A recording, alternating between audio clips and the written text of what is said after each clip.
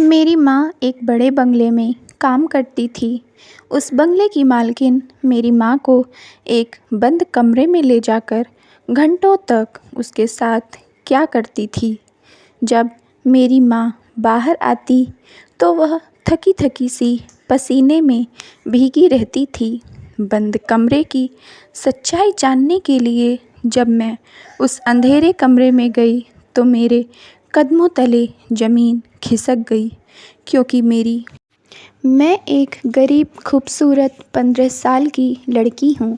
मेरी ज़िंदगी में मेरी माँ के सिवा कोई नहीं है। मेरी माँ एक बड़े बंगले में काम करती थी। जब भी वह घर आती तो थकी थकी सी रहती थी। मुझे अपनी माँ पर बहुत दया आती थी। बेचारी कितना काम करती है, लेकिन मेरी माँ के पास दूसरा कोई रास्ता भी नहीं है, क्योंकि मेरे पापा दूसरी औरत के लिए मुझे और मेरी माँ को छोड़कर हमेशा के लिए चले गए थे। जब मैं काफ़ी छोटी थी, मेरे मम्मी पापा की अक्सर दूसरी औरत की वजह से लड़ाई होती थी। इस बात का परिणाम यह निकला कि मेरे पापा मेरी माँ और मुझे गरीबी के दलदल में मरने के लिए छोड़ गए। जब से वह गए थे, कभी हमारी तरफ पलटकर नहीं देखा था।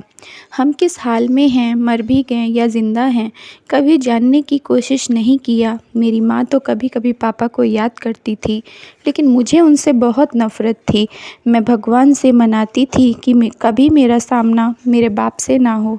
हम दोनों माँ बेटी किसी तरह दूसरे के घरों में काम करके जी लेंगी। हमें किसी की ज़रूरत नहीं है।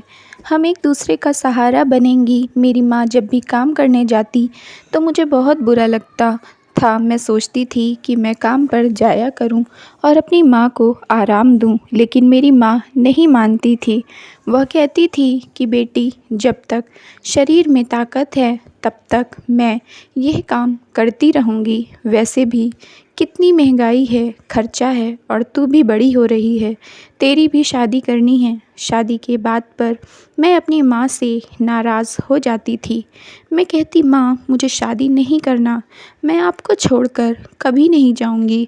मुझे डर लगता है कहीं मेरा पति भी पापा की तरह ना निकल जाए, तब मैं क्या करूँगी। मेरी माँ मुझे समाज के रीति रिवाज गिनाने लगती थी, लेकिन फिर भी मैं शादी से बहुत डरती थी। शादी से क्या हुआ, मुझे तो मर्द ज़ात से नफ़रत होती थी। मेरी माँ काम करने जा रही थी। मैंने उनसे ज़िद किया कि माँ, मैं भी आपके साथ चलूँगी। यहाँ घर में बैठे बैठे मुझे अकेले अच्छा नहीं लगता। माँ के साथ जाने के लिए मैंने किसी तरह उन्हें मना लिया। मेरी माँ ने कहा, चल अच्छा, इतना ही ज़िद करती है तो। मैं माँ के साथ उस बंगले में गई जहाँ मेरी माँ काम करती थी। क्या आलीशान बंगला था, सपनों की तरह लग रहा था। ऐसा बंगला मैंने पहली बार देखा था। इतने बड़े बंगले में सिर्फ बंगले की मालकिन रहती थी। मालिक कहीं विदेश में काम करते थे। उनका एक लड़का था जो हॉस्टल में पढ़ता था। वे दोनों कभी कभी ही आते थे। मैं जब अंदर पहुंची तो मालकिन मेरी तारीफ़ करते हुए माँ से कहा कि तुम्हारी बेटी तुम्हारी तरह ही बहुत खूबसूरत है। माँ ने मुझे एक कोने में ज़मीन पर बैठने को कहा, जबकि मालकिन के घर में बहुत सारे बड़े बड़े सुंदर सुंदर सोफ़े थे, लेकिन अपनी हैसियत के हिसाब से उन सोफ़ों पर बैठना हमें शोभा नहीं देता था। मैं चुपचाप बैठ गई। मेरी माँ ने पूरे घर की साफ़ सफाई की।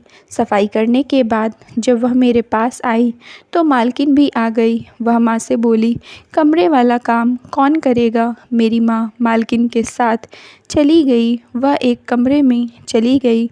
मैं अपनी माँ का इंतज़ार कर रही थी। बहुत देर बाद मेरी माँ वापस आई।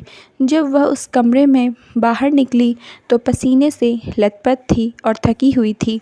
वह मेरे पास आकर बोली, जल्दी घर चलो बेटी, मुझे नहाना है। मैं अपनी माँ के साथ घर वापस आ गई। घर आकर वह नहा धुल चुकी। तभी मैंने देखा कि माँ की अलमारी बहुत सारी नोटें रखी हैं। मुझे यह सब अजीब लग रहा था। मेरी माँ के पास इतने सारे पैसे कहाँ से आए? क्या कोई सिर्फ़ घर का काम करने के लिए इतने सारे पैसे देगा? मैंने अपनी माँ से पूछा कि माँ, तुम पूरे बंगले का काम ख़त्म हो गया था, तो मालकिन आपको कमरे में लेकर क्यों गई? मेरी माँ ने मुझे डाँटते हुए कहा कि तुझे इन सब से क्या मतलब है? अपने काम से काम रखा करो। मैं चुप हो गई। दोबारा पूछने की हिम्मत नहीं हुई। अगले दिन फिर मैंने माँ के साथ चलने की ज़िद किया तो पहले माँ ने कहा कि तू वहाँ जाकर क्या करेगी, लेकिन फिर अपने साथ लेकर चली गई। ऐसे ही मैं रोज़ अपनी माँ के साथ बंगले पर जाने लगी। मेरी मालकिन को आपत्ति नहीं थी। मैं धीरे धीरे बंगले की साफ़ सफाई में हाथ बटाने लगी। मुझे अपनी माँ की मदद करके अच्छा लगता था। मेरी माँ को अब कम काम करना पड़ता था, लेकिन फिर भी वह थक जाती थी। अब बंगले की साफ़ सफाई का काम मेरा था और मालकिन के कमरे का काम माँ का था। कुछ दिनों से मालकिन का बेटा हॉस्टल से आ गया था। मैं जब भी काम करती तो वह मुझे देखता रहता था। मुझे बिल्कुल अच्छा नहीं लगता था। एक दिन मेरी माँ मालकिन के कमरे में थी। मैं बाहर से झाँक कर देखने की कोशिश कर रही थी। तभी मेरी मालकिन का लड़का वहाँ आ गया। मैं तुरंत वहाँ से भाग गई। लेकिन अगले दिन जब मैं काम करने गई तो मेरी माँ तो मालकिन के कमरे में चली गई और बंद अंधेरे कमरे में कुछ कर रही थी। मैंने पूरे बंगले की सफाई कर लिया था। जब मैं मालकिन के बेटे का कमरा साफ़ करने गई तो उसने अंदर से कमरे का दरवाज़ा बंद कर लिया। मैं डर गई। वह मेरी तरफ बढ़ रहा था। मैं दीवार में सटी जा रही थी। जैसे ही उसने मुझे छूने की कोशिश किया, मैं चिल्लाने लगी। उसने घबराकर कमरे का दरवाज़ा खोल दिया। मैं जल्दी से भाग गई। लेकिन ताज्जुब की बात यह थी कि मेरे चीखने के बाद भी मेरी माँ उस अंधेरे कमरे से बाहर नहीं आई। मैं अकेली ही घर आ गई। काफ़ी देर बाद जब मेरी माँ आई तो वह मुझसे बोली कि तुम अकेली क्यों आ गई? मेरा इंतज़ार क्यों नहीं किया? और तुम वहाँ पर चीख क्यों रही थी? मेरी माँ मेरी चीखें सुनने के बाद भी मेरे पास नहीं आई थी। मुझे यह बात बुरी लगी। ऐसा भी क्या है उस बंद कमरे में जो कि उनकी बेटी से भी ज़्यादा महत्वपूर्ण है? अगर मुझे कुछ हो भी जाता तब भी मेरी माँ उस कमरे से बाहर नहीं निकलती। मैंने रो रो कर उनको मालकिन के बेटे की सारी हरकतें बता दिया और कहा कि मैं अब दोबारा उस बंगले में नहीं जाऊंगी। मेरी माँ भी मेरी बात से सहमत हो गई। अब मैं नहीं जाती थी। सिर्फ़ मेरी माँ अकेले ही जाया करती थी। एक दिन मेरी माँ की तबीयत ख़राब हो गई। उन्हें बहुत तेज़ बुखार आ गया। वह बंगले में काम करने जाने के लायक नहीं थीं, फिर भी जाने के लिए तैयार हो गईं। मैंने उन्हें मना किया कि काम पर मत जाओ। वह बोली कि अगर काम पर नहीं जाऊंगी तो नौकरी से हाथ धोना पड़ेगा। फिर क्या करूंगी? मेरा काम पर जाना बहुत ज़रूरी है। मुझसे मेरी माँ की हालत देखी नहीं जा रही थी। मैंने उनसे कहा कि माँ, आप रहने दो, आपकी जगह आज काम पर मैं चली जाऊंगी। मेरी माँ ने कहा, बेटी, लेकिन तू तो उस बंगले में कदम भी मत रख। तुझे मालकिन के बेटे की करतूत याद है ना? मैंने कहा, माँ, मैं अपना ध्यान रखूंगी। मेरी माँ ने कहा, ठीक है बेटी, जाओ, लेकिन एक बात याद रखना कि मालकिन चाहे तुम्हें कितने भी ज़्यादा पैसों का लालच दे, लेकिन तुम उसके कमरे में कदम भी नहीं रखोगी। मुझे अपनी माँ पर शक होने लगा कि आखिर मेरी माँ उस अंधेरे कमरे में क्या काम करती थी कि मुझे वहाँ जाने के लिए मना किया है। मैंने अपनी माँ से कह दिया, ठीक है माँ, मैं उस कमरे में नहीं जाऊँगी। मैं अपनी माँ की जगह काम पर चली गई।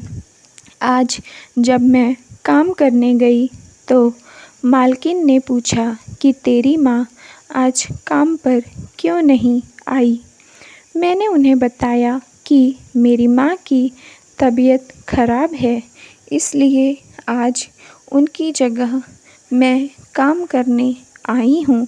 मालकिन का लड़का हॉस्टल चला गया था। मैं खुश थी, निडर होकर सारा काम ख़त्म किया। जब मेरा सारा काम ख़त्म हो गया तो मेरी मालकिन मेरे पास आई। वह बोली, सब काम तो कर लिया, लेकिन तुम्हारी माँ के हिस्से का काम अभी तुझे करना है। मैंने कहा, मालकिन, मेरी माँ का काम जब वह आएंगी तो करेंगी। मालकिन बोली, नहीं, अगर आज तुमने अपनी माँ का काम नहीं किया तो कल से काम पर मत आना, मैं दूसरी नौकरानी रख लूँगी। यह बात सुनकर मैं घबरा गई। मेरी माँ यह काम छोड़ना नहीं चाहती थी, क्योंकि मालकिन उन्हें अच्छे खासे पैसे देती थी। एक दिन की ही बात है, आज अपनी माँ का काम मैं कर दूँगी, लेकिन मुझे अपनी माँ की बात याद आ रही थी कि कुछ भी हो जाए, तुम मालकिन के साथ कमरे में नहीं जाना। आज मेरे पास मौका भी था अपनी माँ की सच्चाई जानने का। मैंने मालकिन को हाँ बोल दिया। मालकिन मेरा हाथ पकड़कर उस कमरे की ओर ले गई। वहाँ अंधेरे में सिर्फ नाइट बल्ब जल रहा था। मालकिन ने अंदर से दरवाज़ा बंद कर लिया और वह बाथरूम में चली गई। मुझे डर लग रहा था कि वह मुझसे क्या काम करवाएगी। मैं डरते डरते बेड पर बैठ गई। थोड़ी देर बाद मालकिन नाइट ड्रेस पहनकर बाथरूम से बाहर आई। उसने मुझे एक ख़ास तरह का जड़ी बूटी का तेल दिया। मालकिन की बात सुनकर मैं परेशान हो गई। वह बोली, इस तेल से मेरे पूरे शरीर की मसाज कर दो। मुझे एक बीमारी है, पूरे शरीर में दर्द रहता है। अगर मैं मसाज नहीं करवाती तो चल फिर नहीं पाती। मैं समझ गई मेरी माँ क्यों इतना थक जाती थी, क्योंकि मेरी मालकिन एक बहुत मोटी सी औरत थी। पूरे शरीर की मसाज करने में 3-4 घंटे लग जाते थे। आज मेरी बारी थी। मुझे मालकिन ने 1000 का नोट पकड़ाया। मैंने उनके पूरे शरीर की मालिश की, लेकिन मैं इतना ज़्यादा थक गई थी कि चला नहीं जा रहा था। मैं समझ गई क्यों मेरी माँ ने मुझे मालकिन के कमरे में जाने से मना किया था। वह जानती थी मैं अभी छोटी थी, मुझसे यह काम नहीं होगा। दोस्तों, अगर आपको ये स्टोरी पसंद आई हो तो प्लीज़ मेरे चैनल को सब्सक्राइब कर लीजिए और स्टोरी को लाइक कर दीजिए। Thank you.